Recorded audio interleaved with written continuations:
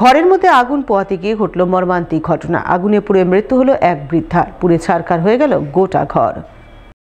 সোমবার রাতে ঘটনাটি ঘটেছে মালদার গাজল থানার পাওয়ার হাউস সংলগ্ন কচুয়া এলাকায়। জানা গেছে মৃত বৃদ্ধার নাম মালতী রানী দাস, বয়স 83 বছর। এদিন তিনি বাড়িতে ঘরের মধ্যে একাই আগুন পোহাচ্ছিলেন। ওই সময় কোনোভাবে তার গায়ে আগুন ধরে যায়। সেই আগুন গোটা ঘরে ছড়িয়ে পড়ে। ফলে ঘরের মধ্যেই অগ্নিদগ্ধ হয়ে ওই বৃদ্ধার মর্মান্তিক মৃত্যু হয়। পাশাপাশি গোটা ঘর আগুনে পুড়ে ছারখার হয়ে যায়। পরে স্থানীয়রা জল ঢেলে আগুন নিয়ন্ত্রণে আনেন। এর ঠিক পরপরই দমকল কর্মীরা ঘটনাস্থলে ছুটে যান। সেই সঙ্গে গাজল থানার পুলিশও ঘটনাস্থলে পৌঁছায় এবং পুলিশ মৃতদেহটি উদ্ধার করে ঘটনার তদন্ত শুরু করে বলে জানা গেছে।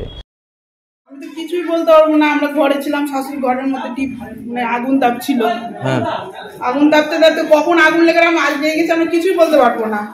পরে যখন আওয়াজ পেয়েছি পাশের বাড়ি সব বলছে আগুন লেগেছে, তখন দেখছি ধাও ধাও করে আগুন লেগে গেছে। হয়তো আগেই আগুন লেগে গেছে নাকি কিছুই আমরা জানি না। মানে ঘরের মধ্যে আগুন তাপছিল, আগুন তাপতে যায়, যাই হোক শাড়ির সময় কিংবা কার সঙ্গে কিছু লেগে যায়, আগুন ধরে মারা যায়। হ্যাঁ, এমনি কেউ দেখেনি।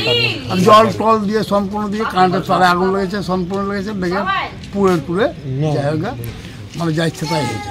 আমরা কী করবো, লাস্টে দেখে টেকে দিয়ে জল টল ঢেলে দেখছি যেরকম পরিস্থিতি, যাই হোক থানায় নিয়ে প্রতিদিনই আগুন তাপে। পিসি ঘরে থাকে, আগুন তাপে। তো হঠাৎ আজকে দেখছি যে আমি ওদিকে পেছাব করতে বেরিয়েছি, আর ভেতরে ওখান থেকে উপর থেকে দেখছি ধাও ধাও করে আগুন জ্বলছে। তখন আমি চিৎকার করতে লাগলাম যে আগুন আগুন করে। তখন ওনারা বাইরে আসলো, ইনারা বাইরে আসলো সবাই। হ্যাঁ, তারপর সবাই মিলে পাড়ার ছেলে পেলে ছিল, ওরাও আসলো, সবাই মিলে আগুনটা নিভানোর চেষ্টা করলো। পুলিশ আসলো, ওনাকে নিয়ে গেল। উপরে একদম আগুনের একদম ধাওয়া ধাওয়া করে জ্বলছে। আমি ওইদিকে বেরিয়েছি, আমি সাইডে বেরিয়েছি আর দেখছি একদম সম্পূর্ণটা জ্বলতে শুরু হয়েছে। রাতের অন্ধকারে দুষ্কৃতীর তাণ্ডব। দাবি মতো তোলা ও রাস্তা তৈরির জায়গা না দেওয়া এক ব্যবসায়ী নির্মীয়মান প্রাচীর ভেঙে তছনছ করল দুষ্কৃতীরা। ঘটনাটি ঘটেছে পুরাতন মালদার বালাশাহপুর এলাকায়। ঘটনায় ব্যবসায়ী শুভঙ্কর সাটিয়ারের অভিযোগ, বালাশাহপুর এলাকায় তাদের 1 বিঘা রাইতি জমি রয়েছে। তিনি সেই জমিতে কিন্ডারগার্টেন স্কুল করার পরিকল্পনা করেছেন। সেই মতো জায়গার উপর নির্মাণ কার্য শুরু করেছেন, কিন্তু এলাকার কিছু দুষ্কৃতী তার কাছে তোলা দাবি করছেন। এছাড়াও রাস্তা তৈরির জন্য জায়গা দেওয়ার দাবি জানাচ্ছেন।